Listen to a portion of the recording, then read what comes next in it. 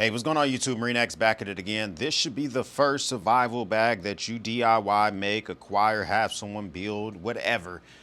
And I'm going to tell you why the importance of a blackout bag is significantly higher than a bug out, a get home, an urban assault kit, any other 10 million days of prep. This is more important.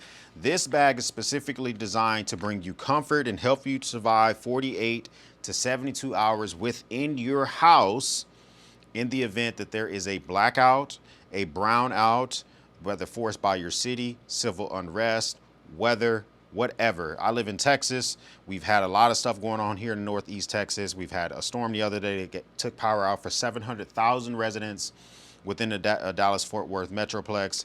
Tornadoes touch down quite often in Houston. Anything could happen. Things that are not going to be in my kit that you may want to consider for your kit. Make sure you stay tuned to the end of the video. I'll talk about how to supplement this thing out.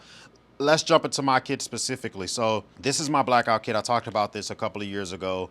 And the thing about this is, when would you want to make this? I mentioned earlier the scenarios. So if you fit any of those scenarios, you may want to have this kit. Even if you live in a super boring, power never goes out, documented history place in the metro or in the country, you still want to have a blackout kit just for any small little emergency. So this is what mine is. This is for idea purposes. Anything that I have, I'll try to link up down below, and you know, take it for what it is. Use what you see fit. On the outside, one of the first things you're going to see is my NOAA National Weather Emergency Radio. This is an upgrade item. This is an upgrade item. This is hooked to my bag with a hero clip. So before I had a very cheap, you can even see how much smaller the old one was. Very cheap now weather radio. This one technically did get the weather band, but it just didn't have that great of reception. Like, the antenna was significantly smaller. I'm not going to toss this. I'm going to let my kids use it. It still had the hand crank. It still had the flashlight. And I noticed that when I discharged with the sun, I don't know if this thing was getting like half a watt, 1 watt. I don't know what the watt input is for some of these things. The specs weren't on the website. Whereas this Midland radio, you have all the specs on their website. They have a great warranty. And the fact is that, you know, this one is just significantly better. It has a longer antenna, so you can use this for getting the weather band, but also using it for FM, AM radio for those, if you want to use it for that as well. Big tactile, easy to read buttons on there. So that's really good. So you have what do you want it, FM, AM, what band you want it to be on.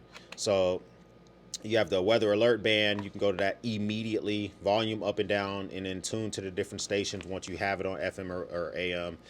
Then it has a very big solar panel on the top. Listen, I've decided that all my emergency radios are going to go to Midland. This is the ER3110. If I can swap them out with 3110s, I will, or I'll get the lesser model. I forget what that model number is. This uses the 18650 battery, which is a big battery, a big boy. But also the thing I like about this one specifically is it's an 18650, which I have a bunch of those laying around. You can buy more 18650s on, you know, Amazon or whatever. Just have additional laying around. But in the very back behind the hand crank, which is another way to charge this thing up, so you got that 18650, or you can throw 3 AA's in there. And I don't keep those AA's in here mainly because those are alkaline batteries and I don't want those to spew acid and bust and all the other stuff, but I have those on deck. So that's another way. If this dies, you can throw AA's in there and keep using this bad boy. Or like as I mentioned earlier, I can throw another 18650 in there, which I have those laying around. It still uses the hand crank feature, which is not none of these radios have the best when it comes to hand crank, but this one's pretty good. Flashlight, which I never use, but it's there for an option. And then you can charge this the traditional way on the side with micro USB, which I don't like. I wish that they would upgrade this to USB C. And if you go from the 18650 battery to AA, there's a little button in here that lets the weather radio know to switch over to AA, so it's not just immediately tapping those. You can use this as a battery bank by using that USB-A port. And then there's also a headphone jack, which is super rare on these things. So if we're in a confined powder room, which we quite often are, I can throw a pair of headphones on here. I can listen to the weather band and not have my entire family freaking out, because what they can hear with the weather band, it can be something that can be nerve wracking. That's all on the bag with a hero clip. So I'm a big fan of this setup overall. So this bag itself was hard to find. It sells out pretty often. I'll try to link this up or anything similar down below. Whatever you get, just make sure it's a high vis bag. This is a safety yellow. This one actually kind of glows in the dark a little bit. Construction workers use this so they don't get hit by cars. You can use this so you can see this deep in your closet. So on this outside pocket here, I do keep a Phoenix. This is a PD36R Pro. This is a fantastic flashlight. I forget the lumen output on this thing, but it does have a nice spot beam on it. Charges with USB Type-C. This is my flashlight. The family has other light sources inside this bag. Momentary switch, different mode switch on the back. Very reliable pocket clip made of aluminum, I think. It's just solidly built. And you can use this for illuminating, seeing deep into your house, deep in a closet, deep down the street. Once your entire neighborhood goes black, you want a flashlight that turns dark to light. So that's very important. Also over here, you do have another thing that I noticed specifically with my kit is that I didn't have the ability to really participate in helping emergency folks find us. So here I have the Acme Vornado whistle. This one here is good because if we do have the situation where we're sitting in if there's a tornado or something like that were to touch down, I noticed we didn't have a way to gain the attention of emergency officials without yelling, using our own voices, maybe turning up that weather radio. But what if the battery dies?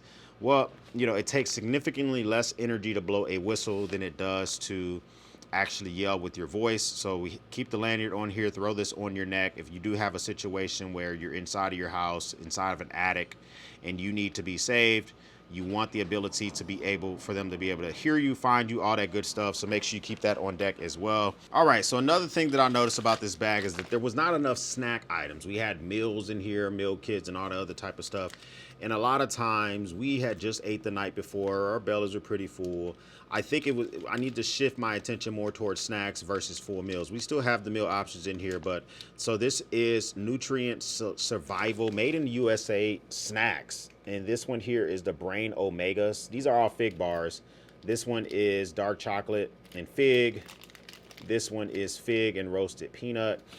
I specifically wanted to go with the Nutrient Survival because A, they're made in the USA, but B, these things are about 250 calories for a fig bar, but they're so thick that you could actually snack on this over the course of a couple of hours, is what I've noticed. And these specifically go towards your brain health, towards focus. And I think in a survival situation, that's pretty important. So if you're nervous or something like that. So I know, it has omega-3s, vitamins, fiber, minerals, all that protein, all that stuff packed into these little things. I know that I will eat these. My 15-year-old will eat these. My 9-year-old will snack on them. I have other snacks in here for my other kids because they won't eat these. But at least we have a couple of options for them. So those are on the outside of the pouch. There's more on the inside, but I just wanted to show you a sample of what they look like and kind of how I keep those there. The reason I don't keep all of them on the outside is because I don't want my kid, kids are kids. If they see you have a lot of something, an abundance of something, somehow, some way, things start to disappear. Another thing I've noticed with this bag specifically is that a lot of times we engage this bag. At night, I don't have a knife on me. A lot of times I don't even have a knife nearby because I don't want to keep a knife on my nightstand. I have a 2-year-old, 3-year-old.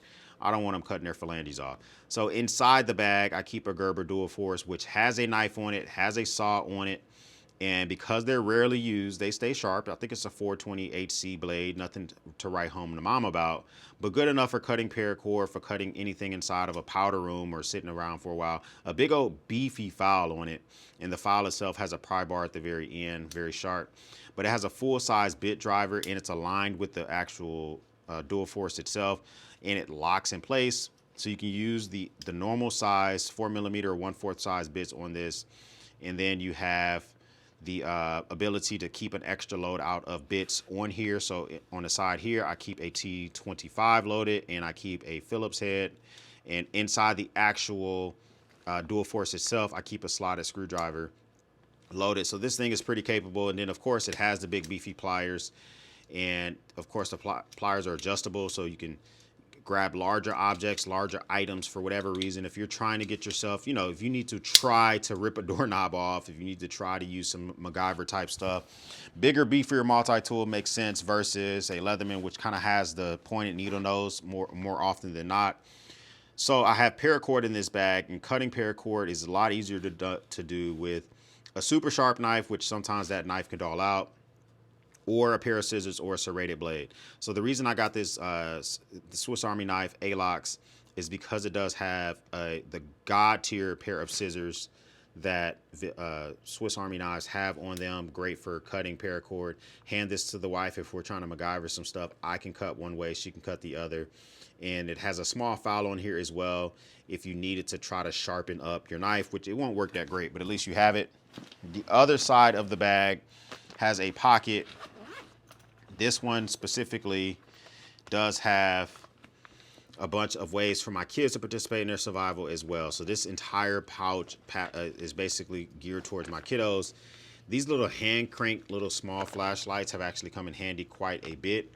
So they don't put out a ton of lumens, like barely any at all. But I like them because you can charge them with the sun, hand crank, and it gives my kids peace of mind. They also have a built-in carabiner so they can hook this to their trousers or whatever. But they now kind of feel like they're participating in their own survival. These things are pretty cheap and easy to pick up. For my smaller kids, so these work for my bigger kids. For my smaller kids, I can't really hand them those. They'll keep them on all day, all night. These things, they can stay on all day, all night. These are kind of like these floatable, inflatable lanterns.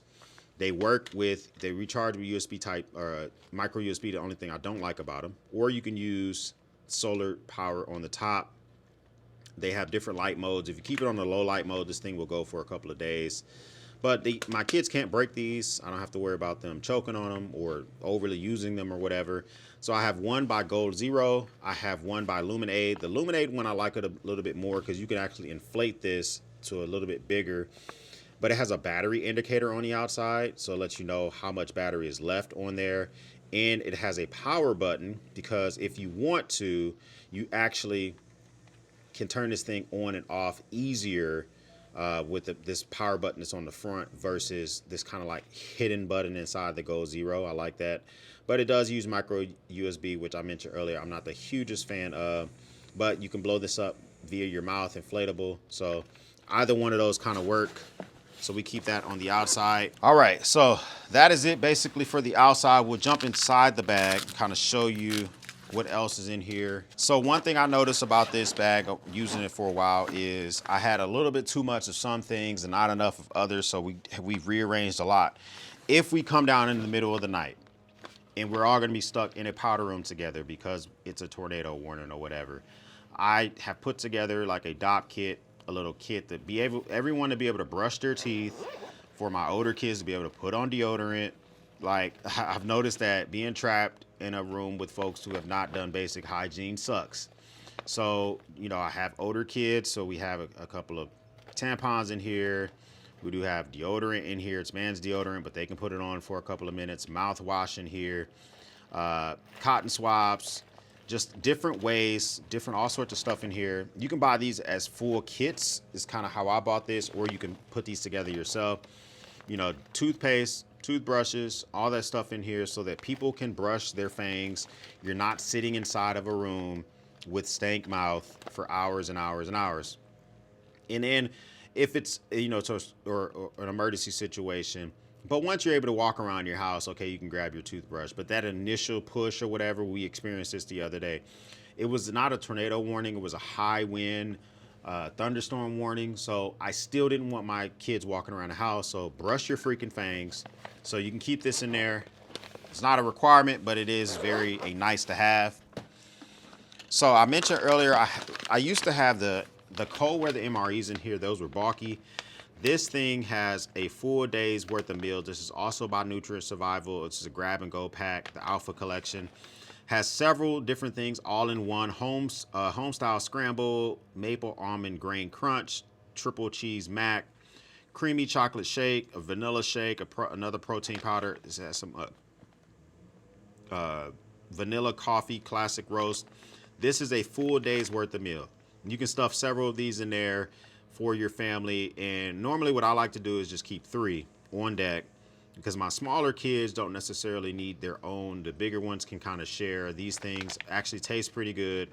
They're sealed. You can buy these directly on their website and just be ready to rock and roll. So I like the way that these are made. You rehydrate them, use them as you see fit. They taste pretty good.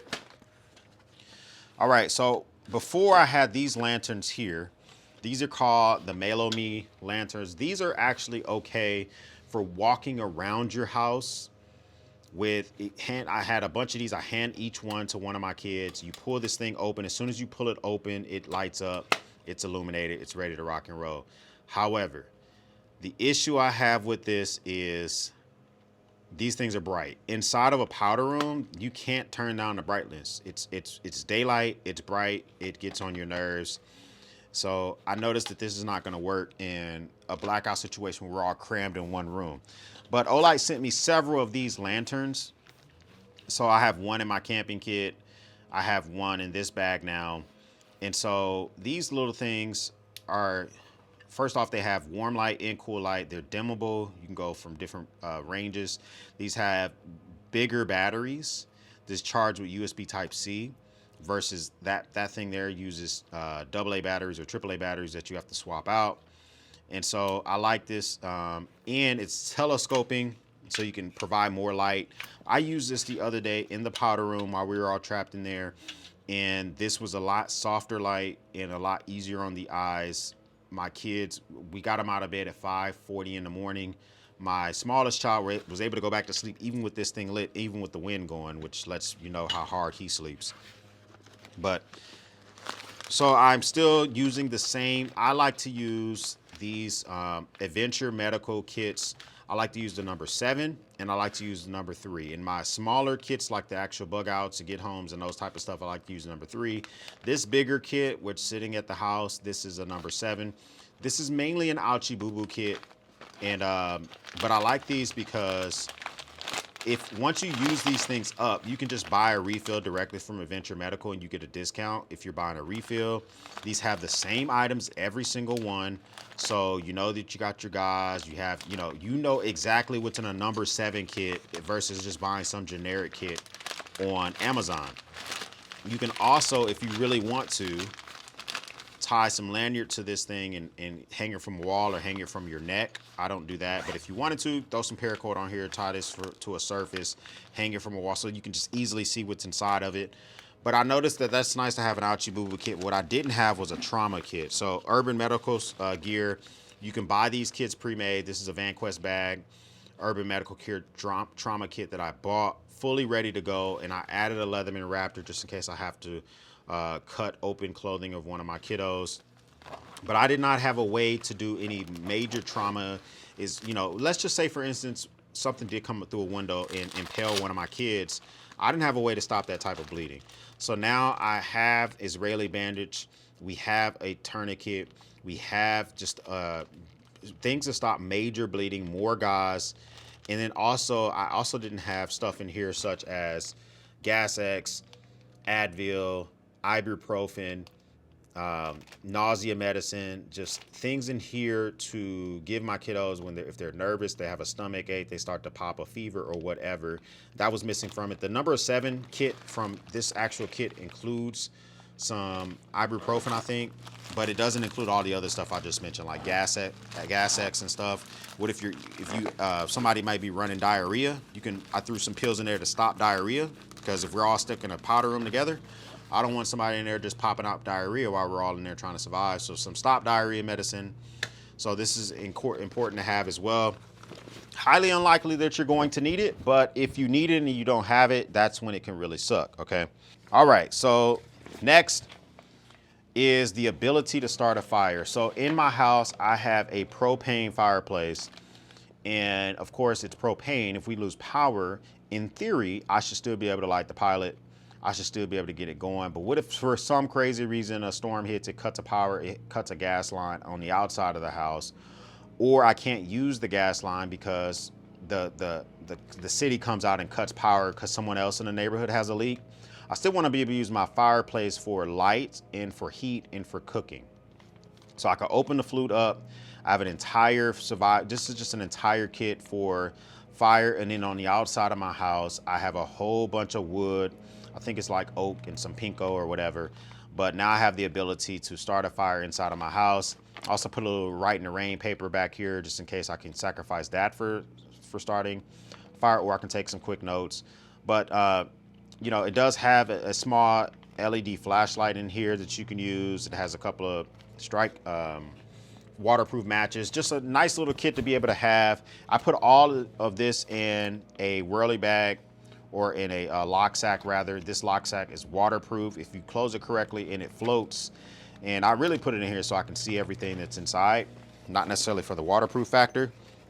Another thing that I noticed is that we create trash when we're in survival situations. And of course we have the main trash in our kitchen, but inside of a place that we're trapped, we were wiping noses, and it was just a lot going on, changing diapers and all the other type of stuff. I put these in there.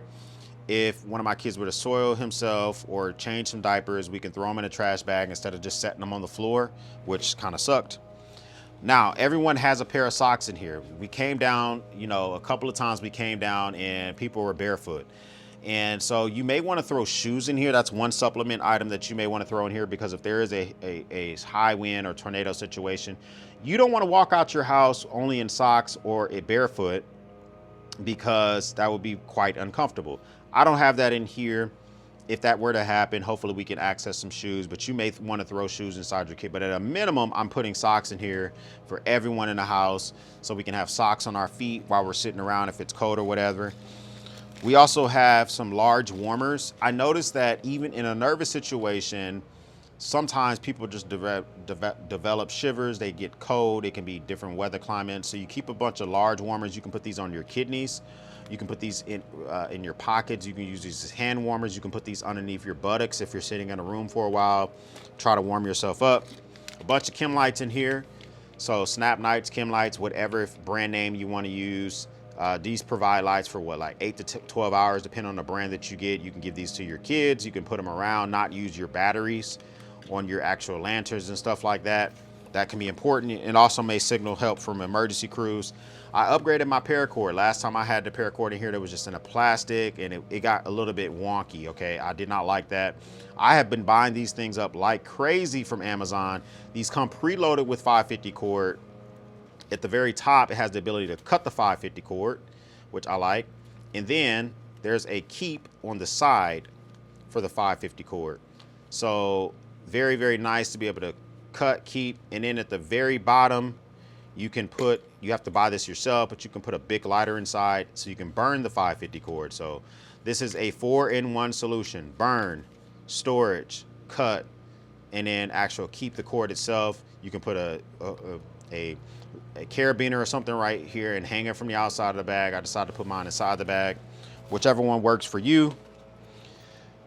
Now, I'm still thinking about not always using, you know, battery operated things if we're going to be surviving for a while. I have 2 of these emergency candles inside this bag. This thing burns for 115 hours. You can just light this immediately and put it in a high place so your kids can't get to it. If you don't have any kids, then you don't have to worry about that. But now you're not using your lanterns and your battery operated stuff very much, so that's a lot better. So one thing I did was I had bivy sacks in here, which are great for sleeping purposes. And actually each bivy sack has a whistle on it. So now that's a redundancy, which I'm a big fan of. So emergency sleeping bivy sack. But these things can get big. These can be burdensome. And sometimes it's a lot easier to just wrap yourself up in an emergency blanket. So I like Endur's emergency blankets. I got this one specifically because it's big enough to wrap me up. That means it can wrap up everyone in my family. 2 people can get under one, depending on how close you sit together. It reflects 90% of the radiant body heat. It keeps that with inside. It's reversible. One side's green, one side is orange. These are humongous, and I like these. Are high quality. These don't tear up with a lot of movement. Your kids move around a lot. You want an emergency blanket that is tear resistant, so a little bit more tear resistant than some of their competitors. Another thing I noticed is that we did not have a way to wipe faces and wipe mouths and stuff like that. So I mentioned earlier to be able to brush your teeth and stuff, but I don't want to put a bunch of face towels in here. They get moldy and nasty and all that other type of stuff. So when stuck in a powder room, we can either keep a bunch of face towels in there, or you can just keep these little big otter towels in here. As soon as these are compressed towels. And as soon as you rehydrate these with water, they turn into a full-size paper towel. You can use this to wipe your face coming down at 5 in the morning. You want to kind of wipe the sleep out of your face, wipe snotty noses, whatever. You can use these. So these are really helpful. I keep like about a dozen inside of the bag. So the charging cables, I did not realize how bad I was missing charging cables. This all is like a little system now. So in here, I keep a Togo. This is a 350 watt, basically a power station. This thing is pretty trash. It's pretty trash there's a lot of things I don't like about this, but for an emergency situation, it does use LiFePO 4 batteries. It has a lot of recharge options. It retains battery really well. For instance, this one has been in here for at least, it hasn't been used or checked in 2 months, and it's at 98%. Okay, so that's pretty good, and it's kept inside my house, which is a tolerable environment. But there are things I don't like about this thing where I couldn't really recommend it for your camping kit or for your other situations. It included flaps. I ripped those things off after using this thing for a while. Also, the screen never turns off. When it's turned on, I have it turned off right now, but the screen goes from bright to like just dim. I want the screen to turn completely off when I'm using these things. It does not do that. It does have a wireless charger at the top, but it charges at like 5 watts. I'd rather just not have that at all. This light itself is very bright and at a weird angle if you accidentally leave it at a weird angle. The light on the side though works. I like this one kind of light, but this one here, I don't turn that one on ever. But it does have a lot of good ports on the front. It has 3 USB-A ports, a USB-C port, and so you can turn those on and off, and it has 1 AC port, okay? So, and it does have some barrel plugs, which I use whenever for certain situations, like you might need them for CPAP machines or emergency machines, and a DC output. So it has a lot of good, input outputs on this thing, but I don't like I'm just not a big fan of this thing for high usage. But for, an emergency situation, the price point of this thing is less than $200. I think this is pretty good. It does have its own large barrel plug. I don't keep it in this bag. I just keep it separately in the man cave. I check this thing at least once or twice or every couple of months. Charge it if I need to, and I don't keep the charger in the bag. I just don't see the point. But this fits in here. I noticed that I want my kids distracted. If we are in a powder room for high winds and we still have power, iPads, phones, use them. Everyone, even me personally, I use my phone for the weather app before I use the emergency radio, because again, I can see the radar, I can see what's exactly going on outside. Until the power goes out, I use my phone, meaning that I want to be able to charge our devices. So we have the micro USB, iPhone chargers, USB-C, every charger for our devices and every charger for the devices in this bag inside of here now. That completely slipped by me 2 years ago, and I realized that over and over. Another thing that kind of slipped by me was entertainment. So I have more entertainment in here now. My boys have, monster trucks and stuff like that. They're big into that. Keep that type of stuff in here. Also, for my smaller child, let them stack dominoes. Let them push them over, let them fall. For my older kids, let them play go fish, let them play speed, whatever they want to play with some cards inside of this thing. Give them the ability to write, doodle, play, take notes, journal, whatever. So we have that in here. So I have pacifiers in here for my kids that need them, monster trucks, just whatever you're going to need to make things better within a blackout situation. That's what you kind of want to go for. So you see, the entire kit is here. What are some things that you may want to add to this thing that is missing? I mentioned this earlier, if you're taking this with you into an attic, that's your bug out location. If you have flash flooding, you have got to be able to escape the attic. You may want to add a maul. Well, you couldn't fit a maul in here. A hatchet, maybe an axe, depending on the size of your bag, so you can escape through your roof, because it would suck to die in your attic because of rising water levels. That's a possibility. As mentioned earlier, you may want to add shoes, ponchos, jackets, I don't know, whatever you may want to add in here, because if your house is torn to shreds via tornado and you survive, you don't want to be stepping on, you know, nails, dry wood, drywall, wood that's split in half, any of that type of stuff. So you may want to add that stuff back in here as well. So anything in here to supplement out. You may also want to add a binder full of your emergency contacts. So if you were to perish, if you were to die, someone finds this bag, they can open it up and contact some folks. Or you can have incredible important documents such as social security cards, birth certificates, marriage certificates. You can put that in a water seal, maybe a Loctite type of bag, and keep that in here as well. I don't have that in here because I have that type of stuff in a water sealed floatable kind of like container in another closet. So I don't need to put that in here, but you may want to have that in here. You may also want to add a Garmin InReach, some type of satellite empowered beacon. I have a Garmin InReach in one of my camping kits, but if I really wanted to, I can add that in here. And if you pay Garmin, you know, like $20 per month, you can send text messages, you can send messages directly to a satellite. The battery power on those things are insane, and you can still communicate even during a blackout. So there's a lot of things you can supplement this thing out with. Comment down below, what am I missing in my blackout kit? This is trial and error. This is me using this for 2 years, realizing how it sucks, coming back, supplementing it, enjoying it a little bit more and more, realizing different things I want to put in here as well. If this is your first time stopping by, hit the subscribe button. I would love to have you part of the battalion. If this is not your first time stopping by, I'm not talking to you, okay? You've already done what I need you to do, and I appreciate you once again for stopping by, kicking the door in. For everyone else, we'll speak soon.